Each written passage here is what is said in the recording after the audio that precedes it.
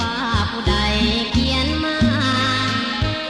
ที่แท้ก็คือจดหมายของพ่ออยู่บ้านนาเป็นห่วงในการศึกษา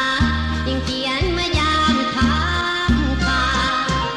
ได้เห็นแล้วเหมือนมีแนวพาให้มีสุขเป็นความทุกข์หัวใจ